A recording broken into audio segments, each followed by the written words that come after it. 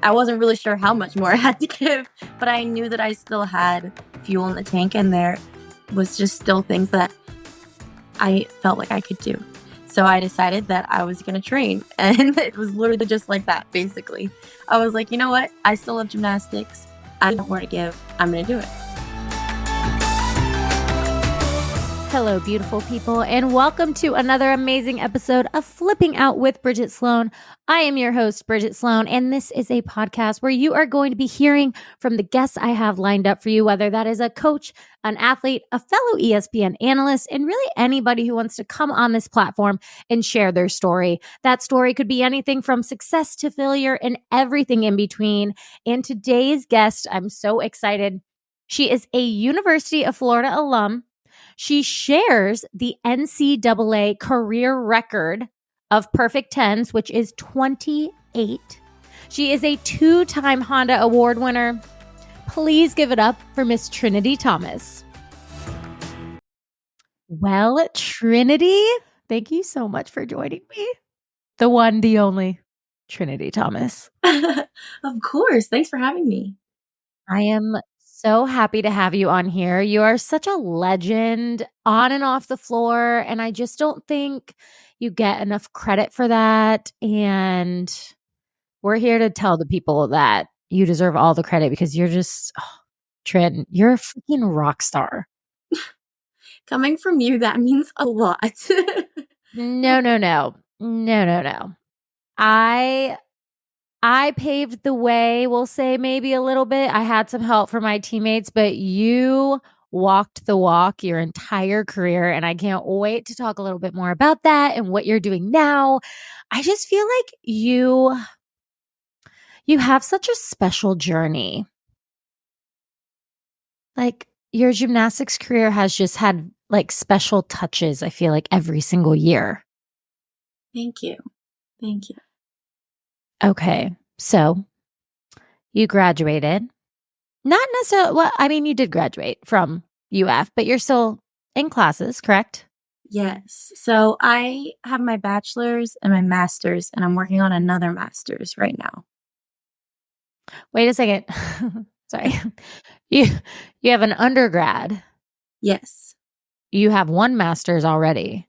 Yes. And now you're working on a second one. Yes. Wow. Okay. Well, so wait, what is your undergrad in? Yes. So my bachelor's is in applied physiology and kinesiology. And then my super senior year, I got my master's in health education and behavior. And then right after I finished that one, I started my master's in entrepreneurship. Oh my gosh, you really are a superstar. Trin, that is impressive. Thank you. Oh my gosh. I mean, normally you hear about people being a double gator. Like, you're going for the triple crown here. Yes. I love it. You go, girl. Oh my gosh. Well, for those who are listening and don't know, Trinity Thomas is the GOAT of Florida Gymnastics. And not only do you have every record at Florida, but did you know you had 5 gym slams? 5. Yes, I do. And that is like insane to me just because, I mean, I'm sure everybody else doesn't know, but I've like on vault and bars, I've struggled my entire career. And so it's just like so crazy that I even was able to get to a point to receive a 10 on those events. So it's just those in particular mean so much to me because I worked so hard to get to where I wanted to be on those events. You know, vault was my last 10. That was the solidifying. I only had one gym slam, but vault was the last one. And I'll never forget when I got it. I was like, oh, thank you. I was like, oh gosh, I didn't know. I was like, I didn't know if it would ever happen. But that's so funny because to me, now mind you, obviously from the outside looking in, like in my opinion, obviously floor, you were such an amazing floor worker. And I mean, all around you were incredible. But I always thought vault and bars, you just made it look so easy. So it's funny to me that you're saying like those were the events that I kind of struggled with because you would have never known. Yes, I think as I got to college is when like things probably the year 2 years before I went to college, the puzzle pieces started falling into place and I started figuring things out. So by the time I got to college and was just working on the same routine, it got to be a lot easier. I was able to focus on the details, not making the skills. And so I was really able to just be more confident, I think, in myself and really just work on, every handstand and my legs on my like transitions and things like that. The little things I knew how much they mattered in college, and now I was just able to focus on those things. Isn't it so crazy how college does that? Like, I feel like every athlete that competes in college is like, yeah, I gained this confidence. And I'm like, I think about it, I'm like, I don't know what it is about NCAA, but you do. Like, every athlete, I'm like, oh, you got a little pep in your step. You're really You walking the walk out there. And I love it. Love it. So I'm so happy to hear that you had that kind of similar journey. But I do want to ask, because I don't even know this, but what made you choose Florida? Yes. So I graduated a year early out of high school. So my junior year is when I ended up committing to the University of Florida. Okay. I visited a lot of schools throughout like my, I guess, time in high school. And I thought it was the hardest decision at the time of my life because there were so many things that I liked about all the schools. And I built these relationships for years with all of these coaches. And when it came to the time where I had to commit, I was in tears because I didn't want to tell anybody no. For a while, I was like, I don't know what to do. I like this about this school and this about this school. And I I was just distraught because I was like, "Oh my gosh, what if I make the wrong decision?" But I remember, my final visit to the University of Florida, and I remember everyone telling me, like, "You're just gonna feel it, you're just gonna feel it." And I had been to Florida before, I'd been to UCLA, I'd been to like, everywhere. And I was like, "I don't feel it. I don't know what these people are talking about. I don't get it." And I went to Florida for maybe the second or third time, like, this was my official visit at this point, and I was like, "Wait, I feel it." Like, it it was like home. Like, it felt like the team felt like my team already, and the coaches I just felt like everybody was welcoming me with open arms, and there was this love that was at the university that I could feel even though I wasn't there yet. Um, I obviously knew that Florida had great academics. Obviously, you guys were great at gymnastics before I came, and so I that drew me too, but I'm a big family girl, and I was leaving the house at fresh 17. So it was so important to me to find my home away from home, and that's exactly what Florida felt like for me. And luckily, almost 6 years later now 6? Yeah. Like 6 years later now, I can tell you, like, I've never regretted my decision a day in my life, and I think that was, like, my biggest fear back then was, like, "Oh my gosh, what if I make the wrong choice?" And I've never second guessed myself, so it's definitely special. Oh, good for you. And that's so important. Choosing a college is very stressful. If you are in that position where you are choosing a college, it can be extremely stressful, but you just have to be so true to yourself of like what do you want? Not what your parents want, not maybe what your club coach might want, but it's like whatever you want. And if you can stay true to that feeling, you will never make that. No decision will be the wrong decision. Absolutely. Oh, good for you. I'm very happy for you. And I know Gator Nation is extremely happy also. Because, now that we're all part of Gator Nation, we can look back and be like, yeah, we love that. We love that Trinity came. Oh. We love that she showed up and was there and made such an impact. Oh my gosh. Well, so once you got to Florida, were you aware? I guess this is going to sound really kind of weird because, like, obviously you weren't aware what the future would hold, but were you an athlete who focused like day one, I'm just going to be present, or did you have goals for yourself? Like, take me through I mean, you don't have to take us through your entire 4 years or 5 years at UF, but when you got there, like, was your goal to win? Or was it like, I'm here to compete and have a great time and whatever happens, happens? Yeah. So I think at first I just went in very open-minded and I was just there to like contribute in the ways that I could and, be there with my team, be there for my team. But I remember the first meeting that I went into with the coaches and they asked me what my goals were. And I said I wanted to get a 10 on every event. Um, I wanted to win a national championship. Uh, Oh, the Honda Award was a huge one. And what's so funny is back then I didn't really know what it was, but I saw you on that wall. I saw Keith on that wall. I was just like, I was like, Alex. I was like, I want to be on that wall too. I want that And too. so like and so as I figured out what it was and how hard that was to do, I was like, that is 100% something I want to be able to do. And so it meant so much to me to be able to do, I mean, to be able to meet so many of my goals. But that one definitely holds a very special place in my heart. Oh, that's so amazing. The Honda Award, for those that don't know, it's basically the Heisman for women's sports. Like each women's sport has a Honda Award. And then you have the Honda Cup? No, trophy? Is it the Honda Honda, Cup? Did you yes. win the Honda Cup? No, I was a finalist the first year. Freaking same.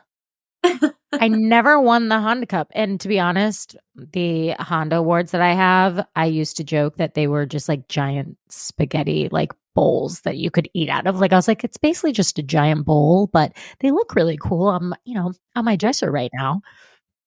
But it is so funny. I had no idea what the Honda Award was. Yeah. Like I feel like it's kind of weird. Like they don't really tell you what it is until they're like, hey, you're a finalist. And you're like, for what? I just have one question because I feel like every athlete who has gotten a perfect 10 remembers their first one. Do you remember your first one? I do indeed. We were in the O Dome and we were on bars. And I remember finishing my routine, and the crowd was so loud. And I knew it was a good routine. The team, like entire team, ran up to me, like almost knocked me over. And then I remember they put the score up, and the crowd got so loud, like, I couldn't hear myself think. The Odom was, like, shaking. It was, like, the coolest moment ever, and also, again, like I told you, like, how hard I've worked, like, on bars and vault specifically, so to get my first 10 on bars, I was like, "Wow." Like and nobody So would really even amazing. know that, like, how hard bars was for me, and so it's just, like it was just special for me, so really cool. Oh, that's so great. Yeah. Getting a 10-0 in the O Dome, it's a special feeling. It's a very Yes, special feeling. Well, not only are you a superstar in the gym, but you have now transitioned into a different role. You're still involved with the team, which is why Trinity's actually are you in Missouri right now? I am in Missouri right now. She's in good old Missouri right now, but you have transitioned over to, and I guess the exact role is you're the student. What is it? Student volunteer? No, not is it volunteer student? Is that like the official Student assistant coach. student assistant? How dare I put volunteer in there? Goodness, Bridget. Student assistant. But I do want to know, did you have intentions of kind of transitioning into that role? Like, I guess my question is, was that something that, not at the front of your mind, of course, while you're still competing, but was it kind of in the back, like, hey, that could be something that I might be interested in if the opportunity's there? Absolutely. I have been, like, helping and coaching and doing, like, privates and clinics and camps since I was young, like, super young. And so I knew from a very young age that, like, coaching is something that I had a passion for, something that I liked to do. And so when it was like presented to me as an option, I was like, "Oh my goodness, yes." Like immediately, yes. And it's been so much fun. Obviously, some of the girls were my teammates, and then obviously we got 6 new freshmen this year, and they're all so amazing.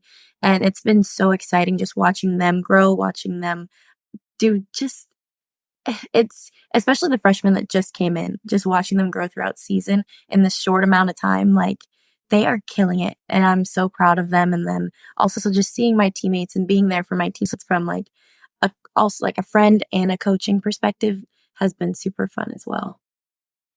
Well, not only are you the student assistant, not only are you in school still, but you're also training, like Yeah. real life elite training. You're superwoman. Sometimes I don't feel like it because 'cause I'm tired, but You're allowed to be tired. You are absolutely allowed to be tired.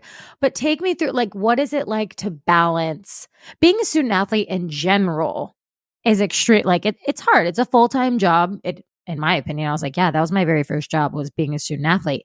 But how have you managed, or are you still trying to even figure out like how to manage everything as far as athlete, student assistant, and in school? yeah, so it's definitely been a lot, like, it's some days are better than others, but it's a lot. Um, I practice in the morning and I coach in the evening, so I'm pretty much there from, like, 9:30 until, like, 5:30. So, it's definitely like a full-time job, I was and about to then I also say, have school. But my luckily, my master's program is online, and most of my classes are in the evenings, so that makes it a little bit easier to manage, and then I obviously travel with the team. I also am competing soon as well. oh, we'll get into that. Yeah. But I travel for other things too that, like, I didn't really have time to do before, so which is really fun, just, like, being able to put myself in a position to, I guess, be able to do all of my passions in a lot of ways, and keep learning and keep growing and keep trying new things. And it's been really fun, definitely exhausting. And sometimes I'm like, I've got to take a step back or like take a day off. But just like, again, listening to my body and listening to myself and trusting myself and my coaches and my friends and my family. So it's been great. Well, you hit on it very briefly, but you are getting back into elite competitions with Winter Cup coming up. Yeah. How are you feeling? I let me in. Let us Yeah. in. I want to know everything. That is such an I mean, Trinity, that is an amazing accomplishment. Just like committing to that competition for you. And I just want you to know that that is so hard. I can't imagine going back to elite. Oh my gosh, my bones would break. They're so brittle. I'm like an old woman. They would just break. But that is just so amazing to see all the NCAA athletes making a run and going back into just the beautiful elite world that, oh, it just blows me away. Yes. So honestly, as I finished my final season in NCAA gymnastics, I felt like I still had more to give. Um, I wasn't really sure how much more I had to give, but I knew that I still had fuel in the tank and there was just still things that I felt like I could do and more that I could give. And so I decided that I was going to train. And it was literally just like that, basically. I was like, you know what? I still love gymnastics. I have more to give. I'm gonna do it. And so that's where I am. And then right now, I mean, Winter Cup's next weekend, and not this past Sunday, but the Sunday before, I actually ended up hurting my foot on a beam dismount, so I haven't really done that much, um, in the last couple weeks, It's going to be but fine. You are going to be it's amazing. Don't worry. yes. So, honestly, I'm not sure how much it's gonna do at Winter Cup at this point, but just to get back out there, no matter, what happens. I haven't competed elite gymnastics in 5 years, maybe 4 or 5 years. So it's been a while, like a long while. So I'm excited to just kind of like dip my toes back into the water and just like see what I can do. This is like the first step. It doesn't have to be perfect, you know. That's what I keep telling myself anyway. But just the first step to get out there and the work from there. You got to start somewhere and then just keep working. Those are very wise words, Trinity. You are speaking very wisely over there because it again, we are now in uncharted territory of like, I have no idea what it's like to go back to elite, but that just the commitment that it takes to be an NCAA athlete and now the commitment to transition back to elite, it's a very true testimony to you and the confidence and strength that you have mentally. It's you get a gold star for me. Okay. Just know that. You have a gold star for me. But what would you say your goal is for Winter Cup? If you have one. Yeah. And if you are like, I just want to do well, I'm here for that too. Yeah, honestly, my goal is just to get back out there and do some skills that I either haven't done in a long time or I've never done. And so just literally, again, just to dip my toes in the water and, you know, see how it goes. So my goal is literally just to kind of compete freely and try some new stuff, or some old stuff and, um, hopefully do it well. I think you will do very well. You have a very good head on your shoulders. And was it always a decision to stay at Florida? I know obviously being the student assistant, you would need to be there, but was that always in your head of if I do make this elite kind of comeback, I'm going to stay at Florida and train? Yeah, honestly, I there's just so many resources at Florida. It's where I've been for the last 6 years now, and so it was just it feels like home, and I trust the coaches. I know everybody on the medical staff, like, um, The all the important girls people. here. Exactly. I could still do school. I get to student coach. There were just so many opportunities along with training that came with me staying. So I think just it was like a package. It was a full package, you know? So definitely. Amazing. Well, not only are you a superstar in the gym, but did I see that you have your own competition? Yes. So this is actually the first year of it. I just got back from last weekend in my hometown. Had the Sparkle and Shine Invitational. It was so good, so special. So many kids, over 800 athletes, competed, and it was from Friday through Sunday. So we had multiple sessions every day. I was there all day. The kids were so excited. It was absolutely wonderful. Honestly, a dream come true. Full circle, like all of my old gyms that I had competed at, like over the years, were there. So it was just absolutely incredible. And I can't wait for the next one, which is in Jekyll Island, the last weekend of February. Oh my gosh. Well, you heard it here first. Well, maybe not first, but that is so beautiful. So it's called the Sparkle and Shine Invitational. Yes. And It's did the you full come up with name. that? I did.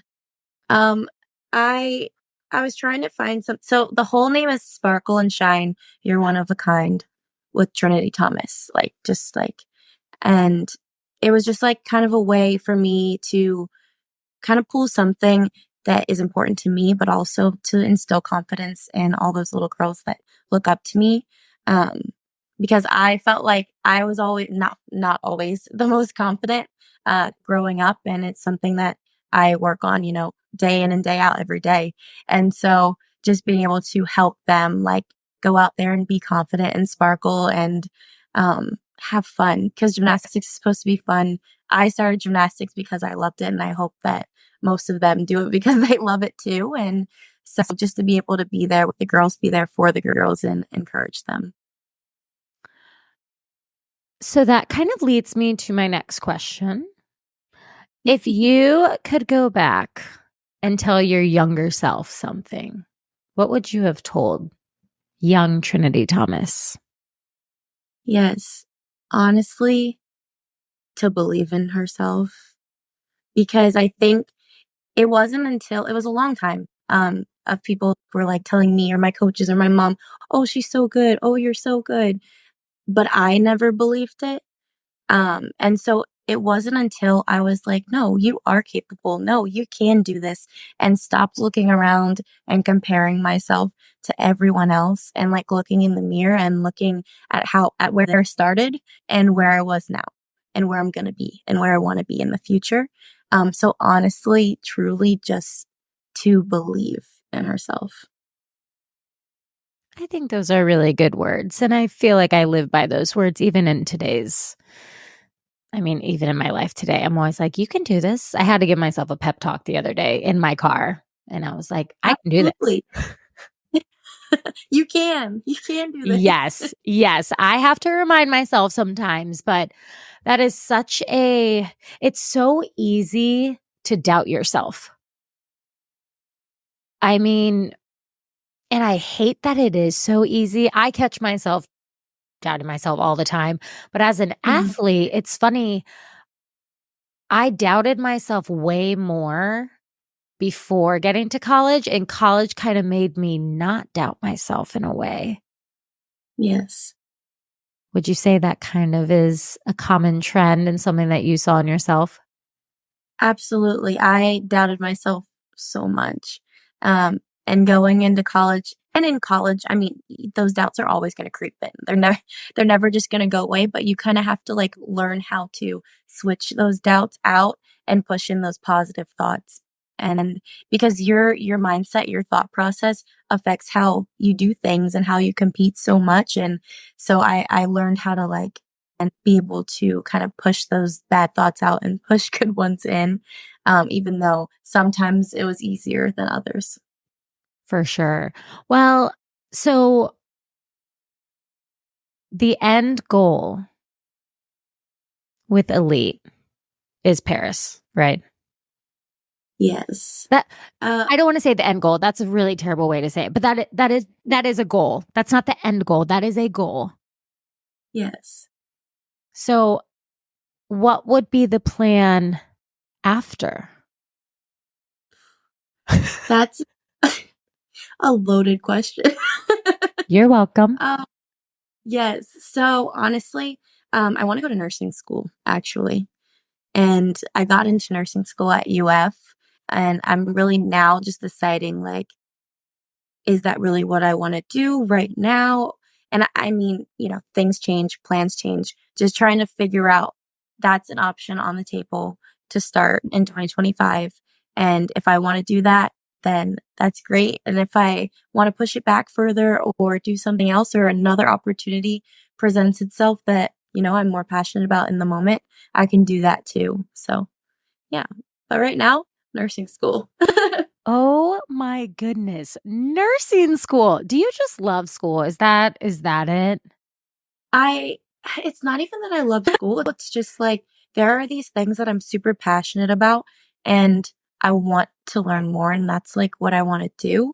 Since I was little, I always was the one that was putting Band-Aids on my little siblings or wrapping up something if it hurt.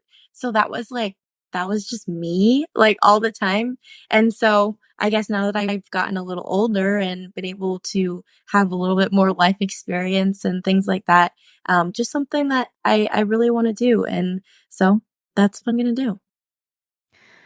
Trinity, I firmly believe deep in my bones that you can achieve anything you put your mind to. Thank you. I do. I don't say that about everybody. I'll be honest, this is my podcast. I'm allowed to say that. I don't say that about everybody, but there are true people in this world that I'm like, don't make her put her mind to that, 'cause she'll do it. I'm like, careful with your words, but that is so amazing to just follow your passions. And did you write a book? Did I see something that you wrote a book, or are you writing a book? I have not written any books, Okay. but it was something a while ago. Me and Hallie Taylor, we're gonna write a children's book. We just never really got around to it. So I wouldn't put it past us. Definitely something that may still happen.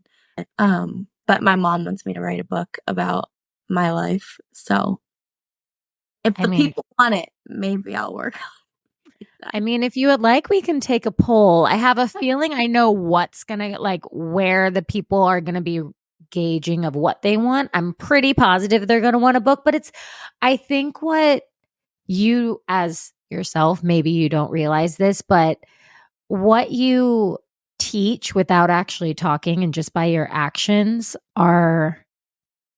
they're very special, and you're just a very special athlete and a special human.